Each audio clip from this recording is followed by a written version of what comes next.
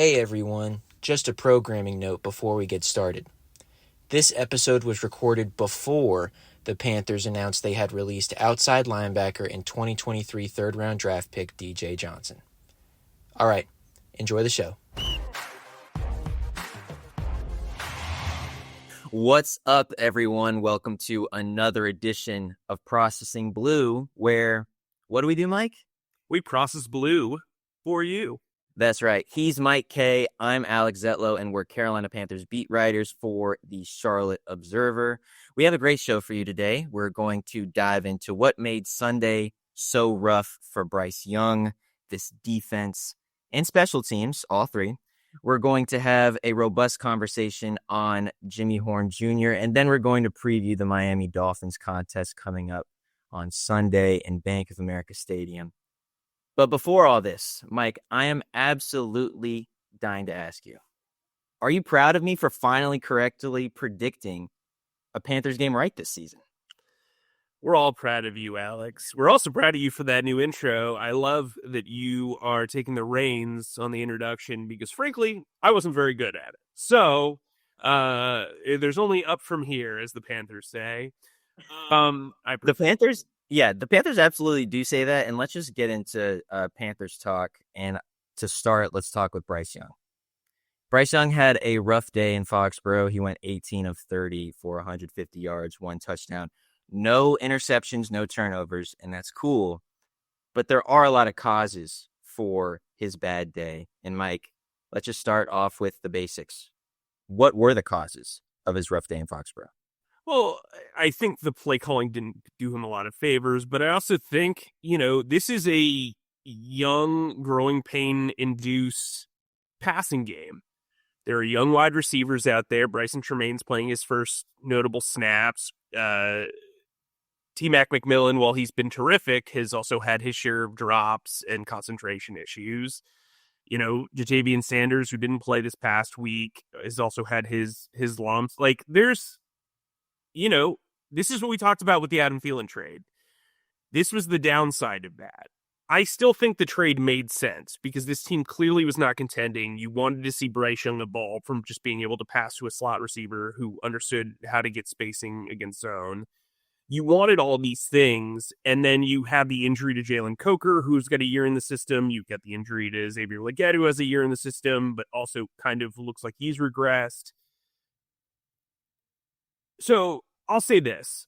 I think a lot of folks have set the standard of figuring out if Bryce Young's an NFL quarterback. I think you and I have taken it one notch further in figuring out if he's a franchise quarterback. Because those are two very separate things, right? To me, Sam Darnold is not a franchise quarterback right now. He is a NFL caliber starting quarterback.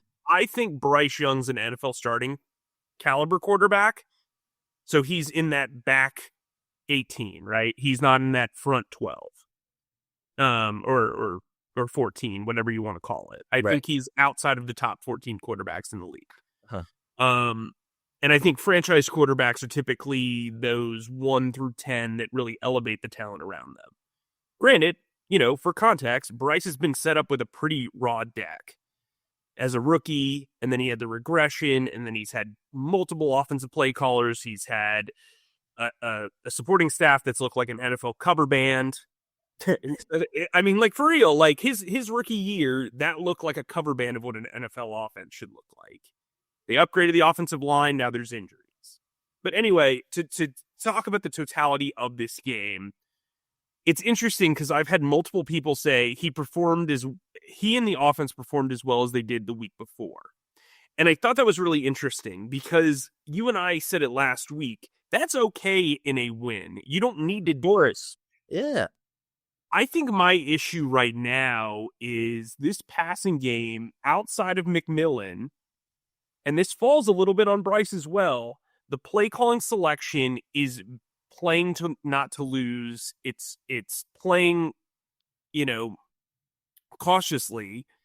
And when you're losing the way that this team loses, in Dave Canales' tenure, it's about 18.2 point differential in losses.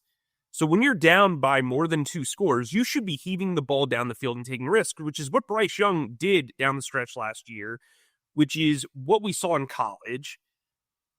I just don't understand what the push and pull is of this offensive game plan, because if you look at the wide receiver position, just look at receivers in general. His targets, only 2 players have more than 10 yards per target or per completion, and that's McMillan and Bryson Tremaine. If you take McMillan completely out of the mix because he's in his own category, the rest of the wide receivers, the positional wide receivers, are averaging 7.1 yards per catch. Yikes. You get it done. When Hunter Renfrow, and we'll get into this later when we talk about Jimmy Horn, when Hunter Renfrow is averaging 5.8 yards per catch, he is not helping the offense. He is hindering the offense. And I do think part of that is due to Bryce's vision or lack thereof. I think it's part of his decision-making or lack thereof. I do think the offense is a very minimalistic offense. So when you're executing it, you're doing it well when you're painting by numbers. When you are painting outside the lines, you are going to falter. There's very little margin for error with this offense. And when, a molehill becomes a mountain for this offense when they are behind. And that's because they are so easy to figure out when they are not executing. And that's why you keep seeing Canales go, we need to execute, we need to execute, we need to execute. Well, you can't change up the offense mid-season unless you're Frank Reich.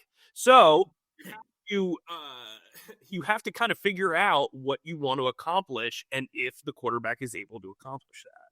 No, and I'm really happy you brought up the play calling and Dave constantly saying we need to execute, because execution is paramount when there's no recourse, when you don't have explosiveness. And going on to this point about explosiveness, Bryce averaged 5.5 yards in average depth of target on Sunday. 5.5.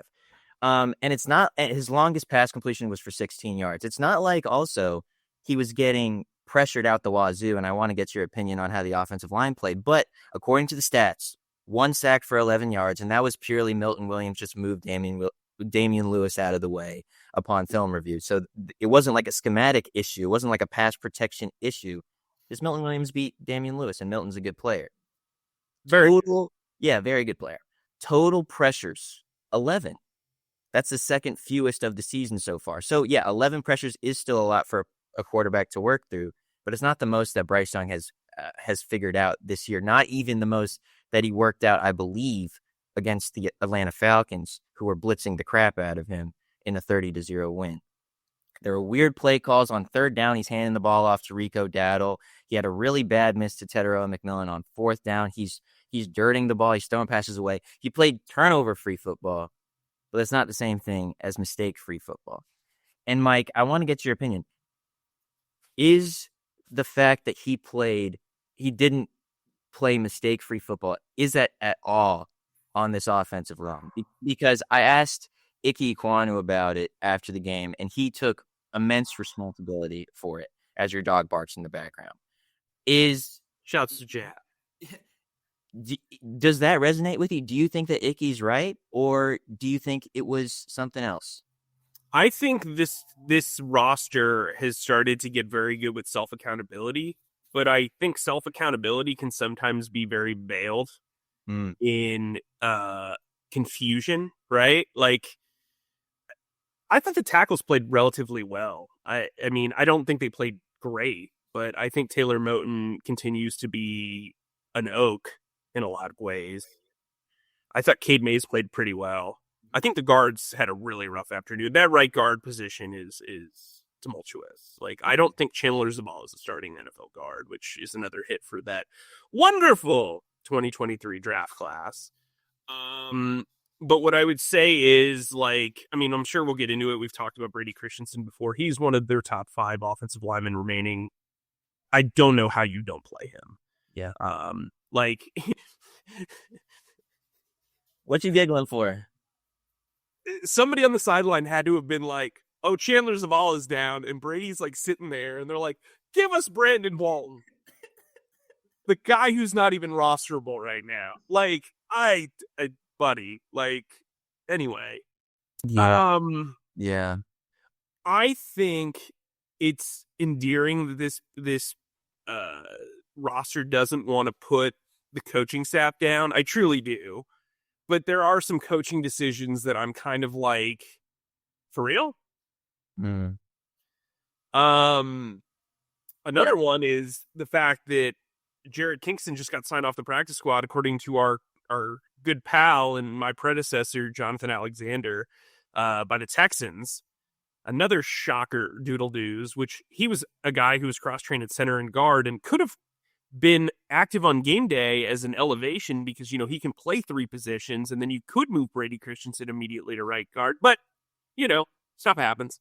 Absolutely. Before we get into the quote that Dave had on Monday and on Sunday about, will there be any coaching changes? Oh, we're still working through everything. What is the identity of the team? We're a team that works hard and that gives effort every down, but outside of that, like, we're still figuring out who we are, all these things. We'll get into that in a second. But before all that, and maybe you could, that question can be lumped into this one, but I do just want to clear out and give you the ball on when we talk about the doldrums that this defense is in and that the special teams appeared to be in on Sunday. I mean, you did list them all out right at the end of the game. You listed out like every single special teams blunder, including the punt return in the first quarter that really shifted the game's tides. Mike, is there one thing about this special teams performance, one thing about this defensive performance on Sunday that is just, hey, we need to fix? Or is it just like a mangled web of issues that's really hard to untangle? I just don't know, like, when guys are injured, if other guys are ready to step up. I thought Nick Gordon played fine. I thought Princely Umanmielen played fine.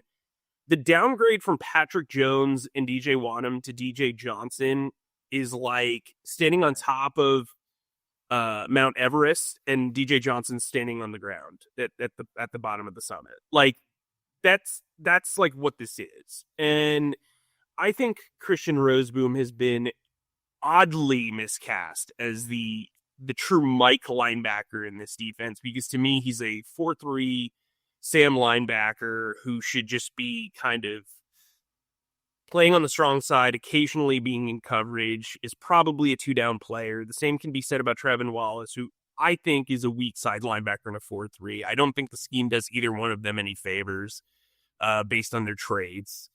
I think Turk Warden looked pretty good coming back. I think Derek Brown's looked sensational. A'Shawn Robinson is probably the most underrated player on the defense. I was going to say, he was just throwing people around on the offensive line. The problem is once you get past those front features, like, the defense just kind of melts.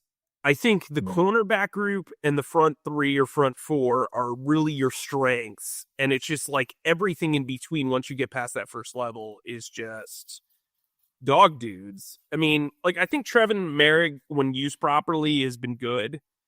But man, Nick Scott can't play the run. Trevin Wallace has been largely up and down. I thought he had a terrific game in week 3. I thought he was fine in this game. I saw the PFF grades. I don't necessarily agree with them based on my own watching. But Roseboom's been terrible, as I've said all offseason or during training camp. I thought he actually had a really good offseason program. But training camp, you could see the issues. Look, Josie Jewell wasn't great last year. I wouldn't even say he was very good. He was fine. And that they're missing that right now. I think Shaw Smith Wade has been up and down a little bit more than I expected. And look, I think this run defense has just historically been terrible. Like, they are not good in the red zone. They are not good in open field. Guys are constantly out of place. I just don't know, like, what the solution is here. I think the pass defense is largely been fine. But, like, in the field position battle, when you're playing from behind, that run defense matters, and it matters a ton. That's how you stop the bleeding, right? It's your relief pitcher when your starter gets blown up, right? And so, I don't know, man. Like, when it rains, it pours against this defense. And I think, listen, we can talk about how poor of a job they've done tackling. This is a constant problem. It doesn't matter who is in there. They are just not tackling well, outside of, obviously, Derek Brown, A'Shawn Robinson, and I guess Turk Warden in the 2 games that he's played. So, not great. I think Nick Gordon had a really great moment. With a tackle for loss. Like there were good truffles in the dudes there, but like, ew. the doldrums of this whole thing, it's just like, part of me is like, what lessons did they learn from the Falcons game? Did they think that shutting out a team justified everything they were doing, or did it justify the performances of individual players? For instance, CJ Johnson had a career game in that one, so they trusted him to start as a early down player. Yeah. He's consistently called a run defender. Well, guess what? I have the tape that I've sent you that shows that, like, basically he gave away a touchdown drive as a run defender. First, there was the Stevenson run. I'm not sure if were they on the same drive. Yeah, so the Stevenson run happened, and then 2 plays later, Drake May, he bit incredibly hard on a play action, scored on a 5-yard thing. There was another coverage play, the Hunter Henry thing. I don't know who the assignment was there. It looked like 3 guys should have been covering Hunter Henry, or none of them should have been. It was like a cluster there.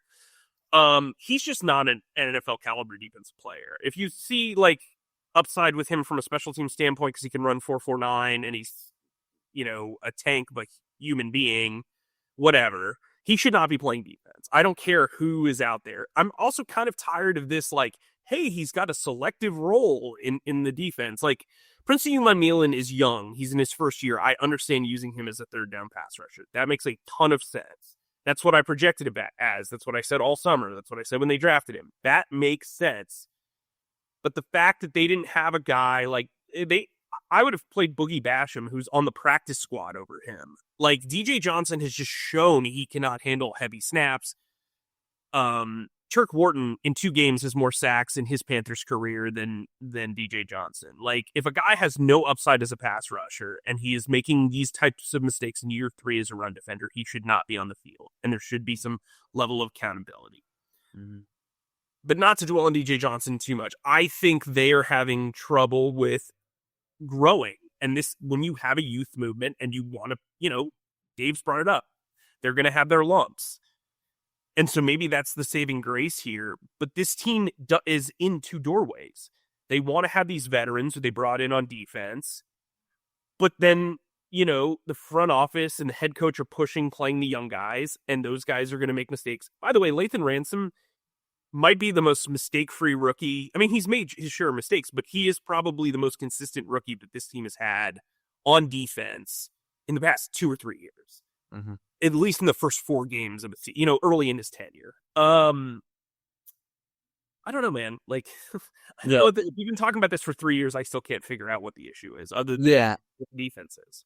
It does just naturally lead into the question, when reporters ask Dave, do you anticipate making any staff changes? And Dave says no, at least for the moment, or whatever his exact verbiage said. But he kept the door open. He said, we're evaluating everything.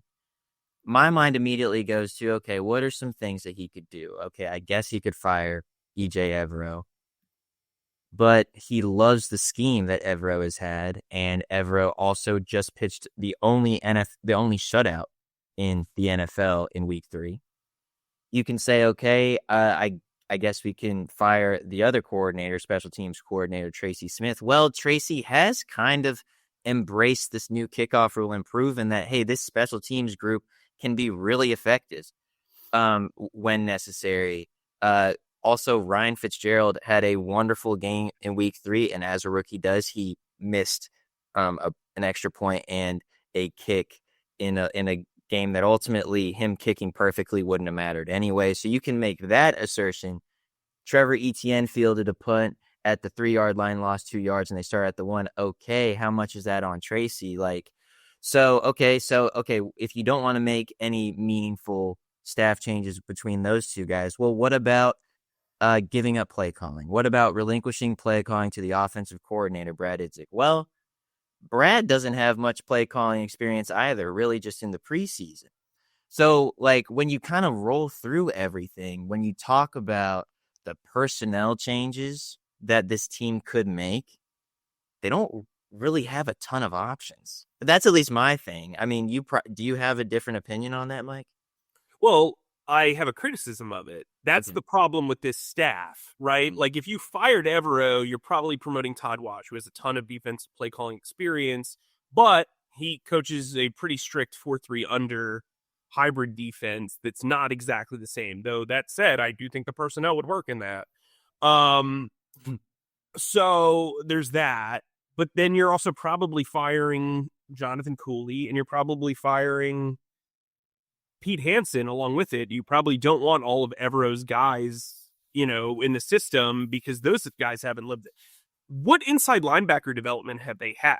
I think Cooley's done a really nice job with the corners, but you know what I mean? Like, there's it's not just going to be Evero. It's never just the coordinator.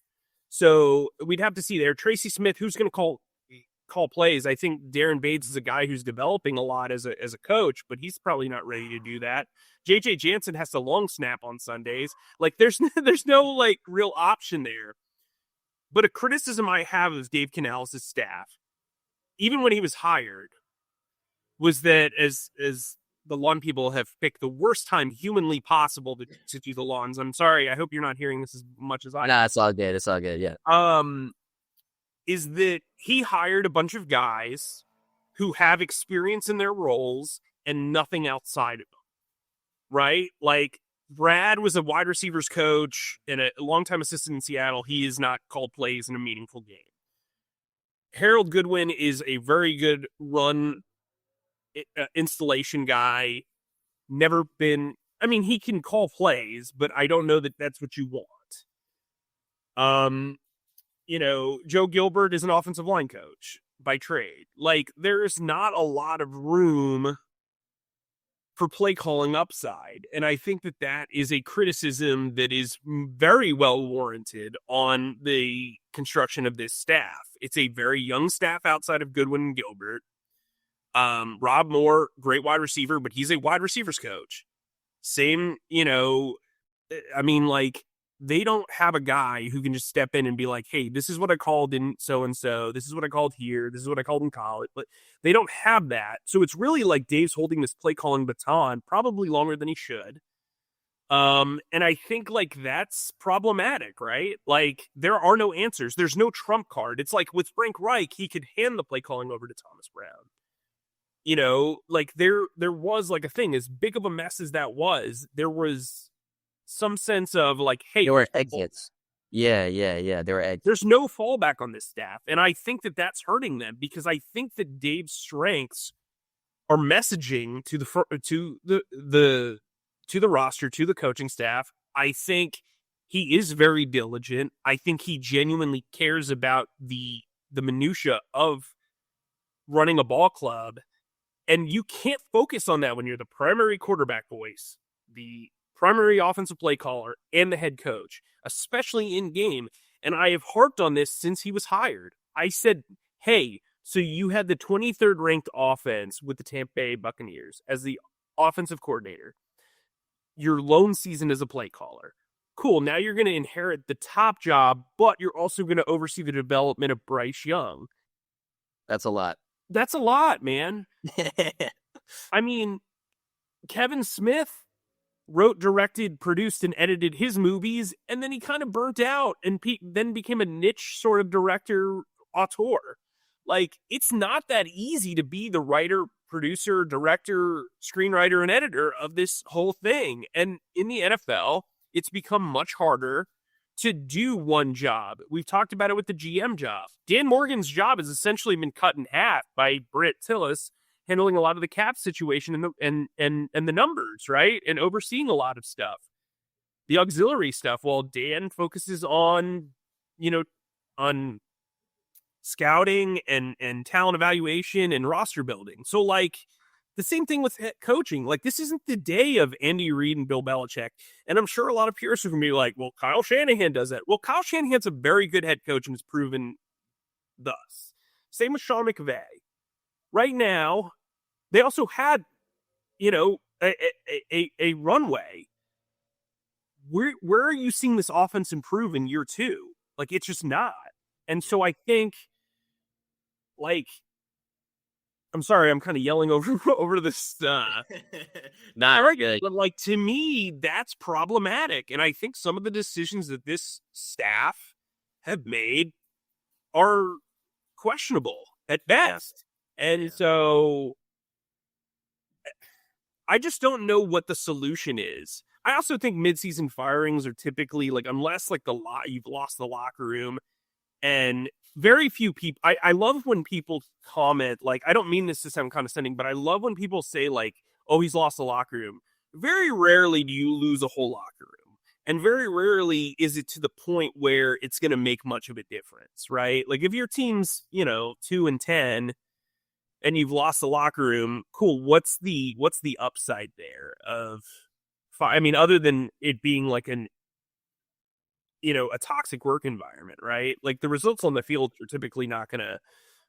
I mean, Matt Rule had lost people. Like there were people that were still very pro Matt, but like you saw the surge with Steve Wilkes. I don't know that there's somebody on the staff that if you were to move on from a defensive coordinator or an offensive coordinator or a head coach that would get plucked in there and you'd be like, let's do it, buddy. You know what I mean? Like, I just don't see that. And I think a lot of these coaches are very good at their individual roles, but like promoting for the sake of promoting is not a thing.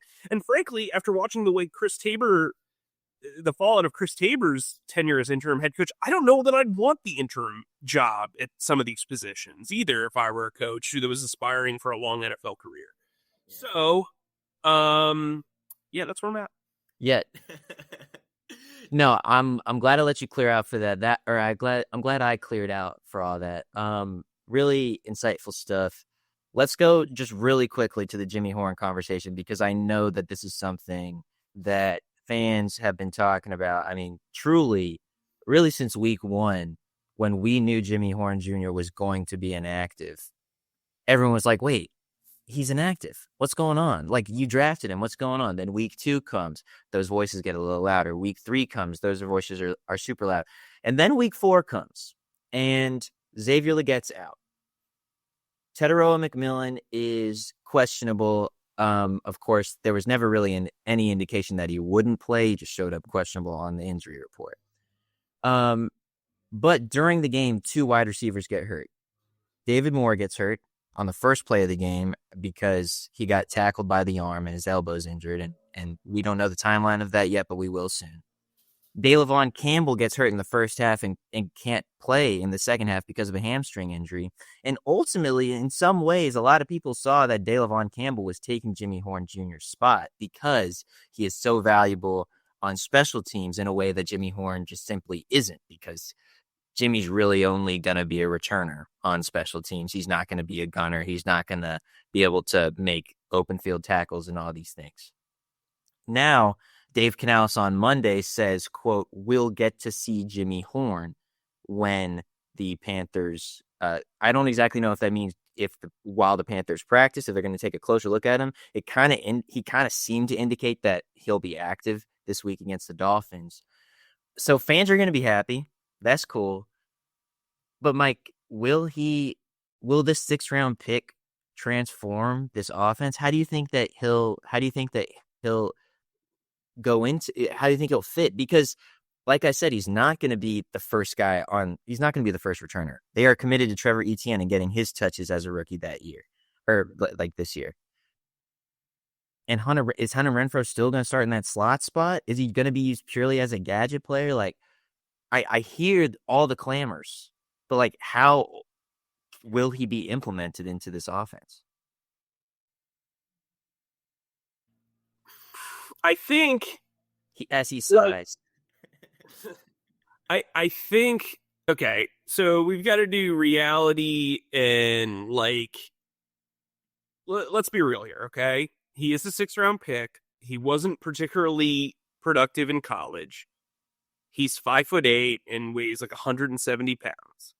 This team is constantly talked about special teams upside and size and length. He does not check off any of those boxes. Now you're going to say to yourself, well, then why did the front office draft him? Well, this team, as we said all summer, and this offense in particular, is extremely slow. And they've shown that throughout the first 4 games. But just because you're a speedster doesn't mean they just send you out and you run a go route every single time, because you can key on that as a defense. You also have to be able to think out there and be used in multiple ways. I think he's going to be a package player.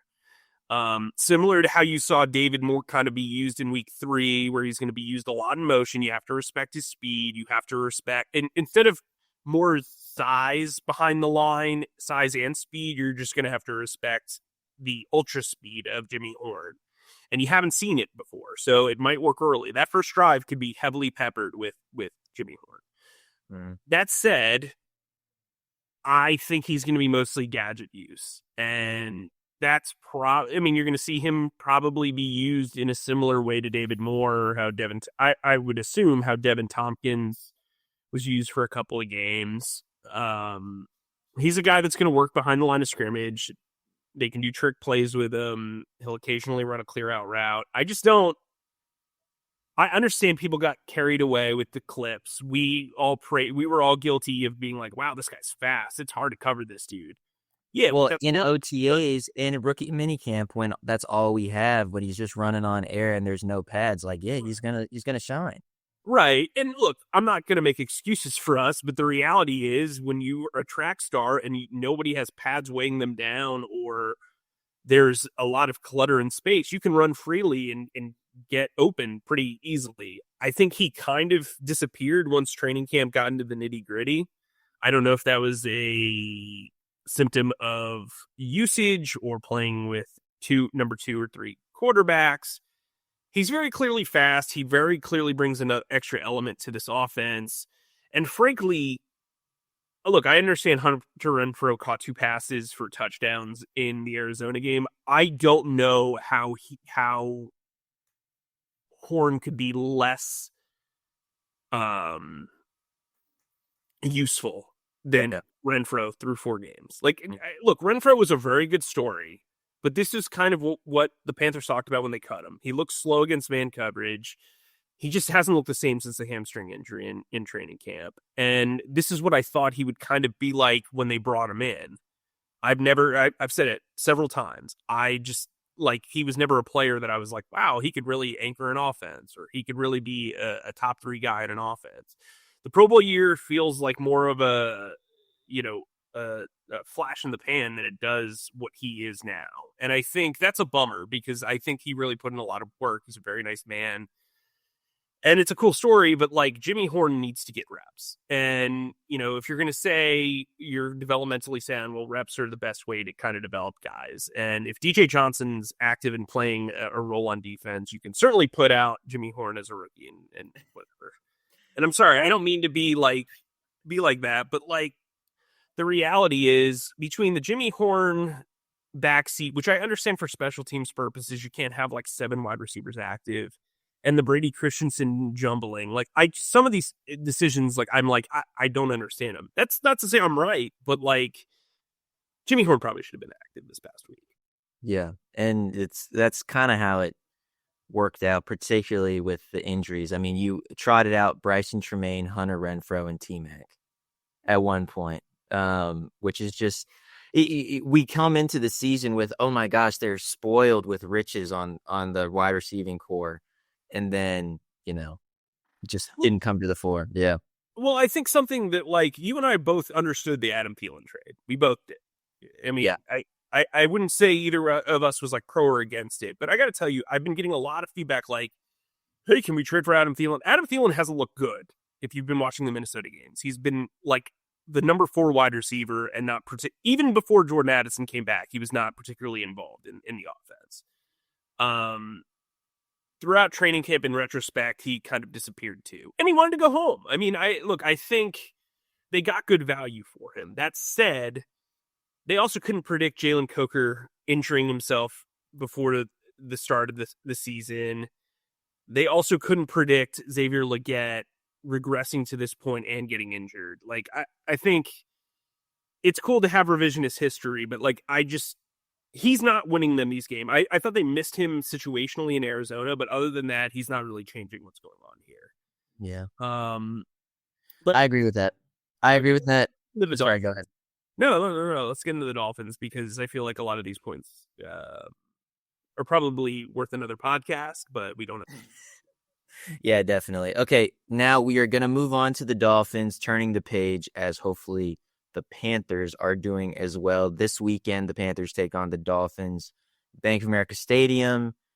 Just a quick look at the Dolphins. I'm sure you guys watched the Monday Night Football game where the Dolphins moved on to 1-3 after defeating the New York Jets, who are now 0-4, and the only worse franchise than the Panthers since David Tepper purchased the Panthers. I can't remember the exact record, but they are one game worse from a record standpoint than the Panthers since 2018 or whenever that date was. You guys can go look it up. Looking at this Dolphins team, I was watching them last night and I was like, my goodness, like how are these guys 0-3? Because they can move the ball on offense. They actually did a decent. I mean, I know they were playing another 0-3 team, but they did a decent job of nullifying Justin Fields in the Jets. Tua Tagovailoa looks good. He on the season, just real quick, he has a 93.2 passer rating, completes about 69 to 70% of his completions or of his passes, 752 yards, 7 touchdowns, 4 interceptions. Has taken 8 sacks though, which he is prone to do because he likes to extend plays and hold on to the ball. And then the two other guys, playmakers on offense that you should really know about. Tyreek Hill, he suffered a nasty knee injury, likely out for the season and maybe even out for 2026. So the fastest guy in the NFL will not be playing in Bank of America Stadium. It's not Jimmy Corn? Well, I mean, it depends on who you ask, I guess, but no, Tyreek Hill. And then the other big playmaker that you need to look out for is Devon A-Chain. The running back has 50 carries for 246 yards and 1 rushing touchdown. Mike, I'm gonna give a prediction right after you give yours. What do you think is going to happen this weekend? So I thought the Jets Miami game needs context. So yes, this is an offense that should scare you if you were the Panthers defense because they move well. They do a lot of movement pre-snap. They have a lot of speed and excellent spacing. When they execute, they are dynamic. That said, the Jets gave that game away. Here's why. Let's get into the 3 turnovers that they had. They fumbled at the Miami 6 to open the game. So they gave up basically points, either 3 to 7 points there. Then they fumbled on the Miami 36 on the next drive. So again, probably gave up 3 points there. So they lost by 6 points. They basically lost the game there. They pulled the Panthers against the Cardinals. They also fumbled the opening kickoff of the first half. So, they basically fumbled away the game, or any chance they had. I mean, don't get me wrong, the defense wasn't good, and the offense was kind of putrid, but I've always said I thought Steve Wilkes is a much better head coach than the defensive coordinator. But that's not the point. I think the Dolphins are a team that isn't very good, but they can bite you if you make mistakes. So this game is going to be about minimizing the mistakes. If the Panthers play mistake-free football and get a stop or 2, I think they can win this game. That said, I don't think they will. I think Bryce is due for another turnover that's in probably a crippling way. I just don't like the way they're using this running game. It just feels like the offensive line's hindering that, and so they're trying to play cautious. They cannot play super cautious against this team, but they also can't make mistakes. So it's a really interesting dynamic they're going to have to play with this week. I'll go Miami Dolphins 27, Carolina Panthers 20. Okay, so a touchdown. Yeah, that's about what I had. I too think that just watching the Dolphins move the ball and their speed on offense, I think it's just going to be really difficult for this Panthers defense to keep up with them. And I think Bryce needs to be more than just be a turnover-free quarterback to win this game. So I have the Dolphins 31, Panthers 21, and we'll see. And yeah, who knows? Mike, anything else, or before I get us out of here? I'm terming this era so far the Min Street mediocre. Okay. And I think that has legs. At least more so than the running game. Dang, we ain't ever talked about it's on them to change. Look, it's on them to change the narrative. They are where they are. Like, this is not. I got a mailbag question, and you'll probably be able to read it on charlotteobserver.com this morning about like how the front office hasn't added a ton of talent. I don't necessarily agree with that. I think they inherited a bottom roster, like a 2-15 roster, which Dan Morgan was a part of the decision making process there. I totally get it. I think they're more talented. I don't know where this coaching staff has evolved on either side. Like, it's almost like the end of last year did not happen for the offense. And defensively, I think they've gotten better, but I don't know that anything's different. Like, none of the coverage schemes are really all that different. Like, this is rough. Look, the front office has their share of lumps. Like, this 2024 draft class isn't like 2023 putrid, but it's not looking good. And Brian Burns currently leading the league in sacks. Not a great look. I think they had to trade him, personally. But, I mean, the optics are the optics, and they're going to have to kind of change the narrative here. We'll see if they can. If they lose to the Dolphins, I think they're going to lose a lot of the Carolina faithful, which is a shame because, one, I think they are extremely passionate. We saw how awesome they can be in week 3. I hope you guys continue to stick with us one way or another. Yeah. Even if your Sundays are free. But yeah, man, this team really needs this Dolphins game. They really need this Cowboys game, and they really need the Jets game. They need to go 2-1 over the next 3 games to really feel like they're turning stuff around. I don't know if they start that this week. Yeah, it's a good point. And away we go. Thanks as always for listening to our pontifications on all things Panthers with Mike K and myself and our wonderful producer, Zach Dennis. Please subscribe and follow us on Spotify, Apple Podcasts, or wherever you get your podcasts by searching Processing Blue. And if you watch us on YouTube, please subscribe to our YouTube channel and click on the bell icon to get notified whenever new episodes drop. And finally, please be sure to stick to charlotteobserver.com for all of your Panthers needs. Mike, stay humble, stay creative, and keep processing. That's a wrap.